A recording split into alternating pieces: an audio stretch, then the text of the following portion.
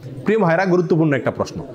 ইসলামী bank বলতে বাংলাদেশে এখন অনেকগুলো ইসলামী ব্যাংক আছে। এই ইসলামী ব্যাংকগুলোতে টাকা রেখে আমরা তার লভ্যাংশ ভোগ করতে পারবো কিনা, এ বিষয়ে ওলামায়ে কেরামের একাধিক মত আছে। কিছু ওলামায়ে কেরামের গবেষণা অন্তে তারা বলেন যে ইসলামী ব্যাংকগুলো আমাদের দেশের পরিসরে কেন্দ্রীয় ব্যাংকের অধীনে থাকতে হয়, দেশের প্রচলিত নিয়মকানুন মেনে চলতে হয়, যার কারণে এবং অনেক ক্ষেত্রে সদিচ্ছার অভাব বা ঘাটতি থাকার কারণে পরিপূর্ণ ইসলামিক না। যেহেতু পরিপূর্ণ ইসলামিক না, অতএব সেখানে টাকা রেখে সেটার লভ্যাংশ খাওয়া জায়েজ হবে না। এটা হলো কিছু আলেমদের মত।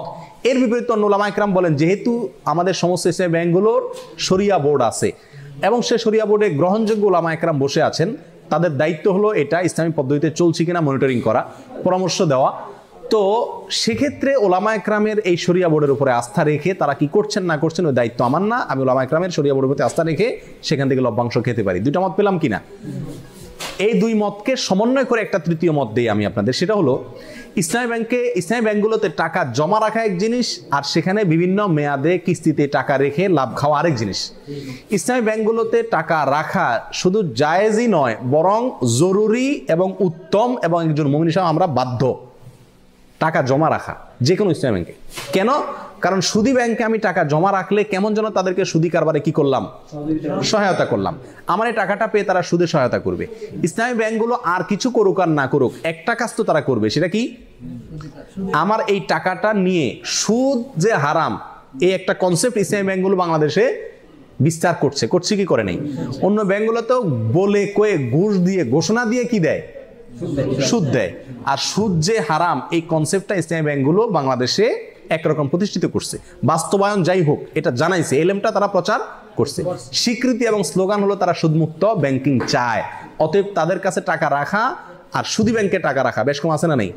সুদী ব্যাংকে টাকা রাখা মানে সরাসরি সুদখোরকে আমি হেল্প করা, ঠিক না? তাহলে আমরা ইসলামী ব্যাংকের টাকা জমা রাখবো অন্য ব্যাংকের উপরে প্রাধান্য দিয়ে, এতে কোনো সন্দেহ নাই। দ্বিতীয় হলো টাকা বিভিন্ন পলিসিতে রেখে সেখান থেকে কি খাওয়া, লাভ খাওয়া। এটা হালাল কিনা তার জন্য বলেছি ওলামায়ে কেরামদের একটি মত।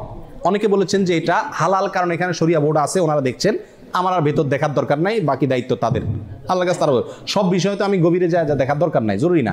আর সবচেয়ে বড় কথা হলো তারা বলেন মুসলিম হিসাবে আমরা যেরকম মুসলিম ভেজালও আছে, ভালো আছে, ইসলামী ব্যাংকগুলো এরকম দুধের দোয়া না, তাদেরও ভুলও আছে, সঠিকও আছে। কিন্তু তারা যেহেতু সুদের বিরুদ্ধে স্লোগান নিয়ে রাস্তা নামছে এবং ওটার বিরুদ্ধে একটা ফ্লো তৈরি করতে চাচ্ছে, অতএব তাদের ওখানে টাকা রেখে হালাল ব্যবসার পলিসিতে টাকা রেখে লাভ খাওয়া মাসে মাসে জায়েজ আছে। এটা হলো আমাদের মত। অন্য ওলামায়ে কেরাম বলেন যে না, পরিপূর্ণভাবে ইসলামীভাবে চলতে পারে না, বাধা আছে, অথবা সদিচ্ছার অনেক ক্ষেত্রে অভাব আছে, এই জন্য না জায়েজ।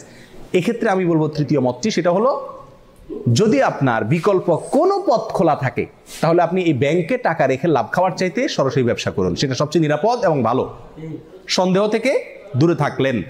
আর যদি অন্য কোনো সমস্ত উপায়গুলো বন্ধ হয়ে যায়, তাহলে ইনশাআল্লাহ বিদিনিল্লাহ এটা পরিপূর্ণ হারাম হবে না। আল্লাহু আলাম।